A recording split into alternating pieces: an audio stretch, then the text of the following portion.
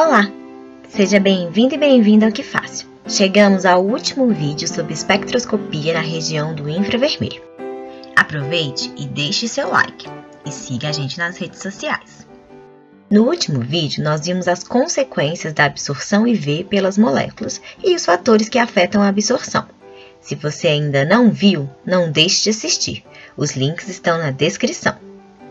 Na aula de hoje, nós aprenderemos como funciona o espectrômetro de infravermelho e como interpretar um espectro.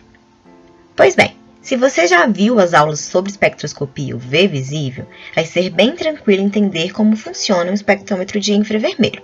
O princípio de funcionamento é basicamente o mesmo.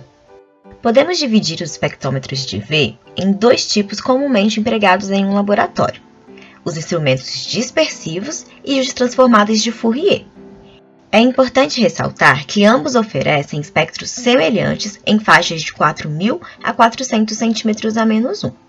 Mas então, qual é a diferença entre eles? Vamos começar pelos dispersivos.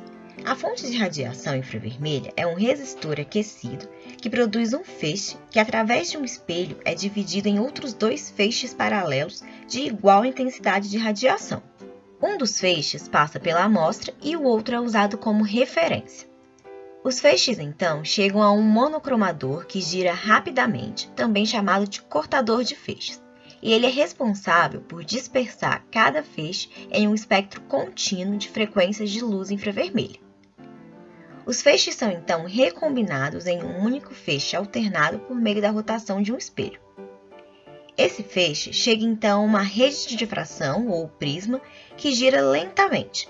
Assim, é capaz de variar a frequência que chega até o detector. Por fim, o detector é capaz de determinar as frequências que foram absorvidas pela amostra.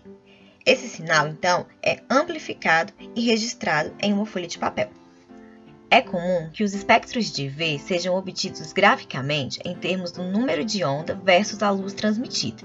E isso é registrado como a transmitância percentual, que na prática é a relação entre a intensidade do feixe que passou pela amostra e a intensidade do feixe de referência vezes 100.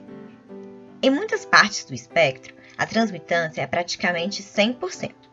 E isso significa que a amostra quase não absorve radiação nessa frequência. A absorção máxima é assim representada por um mínimo que normalmente é chamado de pico. Já os espectrômetros por transformadas de Fourier são mais modernos e operam por um princípio um pouco diferente. A vantagem dessa técnica é poder produzir uma resposta em menos de 1 segundo. Vamos entender por quê. O feixe de radiação produzido é dividido em um espelho divisor de feixes, assim como nos equipamentos dispersivos. Um dos feixes é desviado 90 graus até um espelho fixo. O outro não sofrerá desvio, seguindo seu trajeto original até um espelho móvel. Esse espelho, por poder se movimentar, é capaz de variar a trajetória do segundo feixe. Então, os dois feixes são refletidos novamente no divisor de feixes e se recombinam. E quando isso ocorre, acontecem interferências construtivas e destrutivas devido às diferenças de caminho percorridos. Depois disso, os feixes interagem, gerando um padrão de interferência chamado de interferograma. O feixe combinado, então, atravessa a amostra que absorve de forma simultânea todas as frequências de radiação. A radiação transmitida pela amostra chega até o detector. Então, os dados do interferograma são comparados no computador com a radiação proveniente da fonte. Assim, temos um padrão de comparação que contém informações sobre a quantidade de radiação absorvida em cada comprimento de onda. Então, é realizada uma operação matemática conhecida como transformada de Fourier, que pode separar as frequências das absorções individuais contidas no interferograma, produzindo o espectro de maneira rápida e também mais sensível que um instrumento dispersivo. Agora que já sabemos como funciona o espectrômetro de UV, vamos entender como a amostra deve ser preparada para análise. A dificuldade começa ao escolher o recipiente para acondicionar a amostra, uma vez que plásticos e vidros quase sempre absorvem nas regiões de 400 a 4.000 cm-1. Para amostras líquidas, é comum utilizar placas de sal, que são placas de cloreto de sódio ou brometo de potássio. Quando essas placas são delicadamente apertadas, um filme bem fino é formado entre elas. A grande desvantagem dessas placas é que elas são muito solúveis em água. Então, a amostra analisada não deve conter água. Um outro método consiste em diluir o composto orgânico em um solvente, e esse solvente normalmente é o tetracloreto de carbono.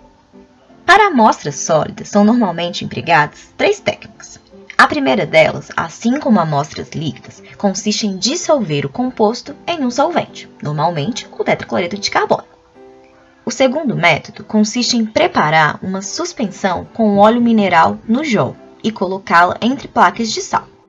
O terceiro método, e talvez o mais utilizado para análise de amostras sólidas por infravermelho, consiste em macerar a amostra com KBr, até que se obtenha um pó bem fininho.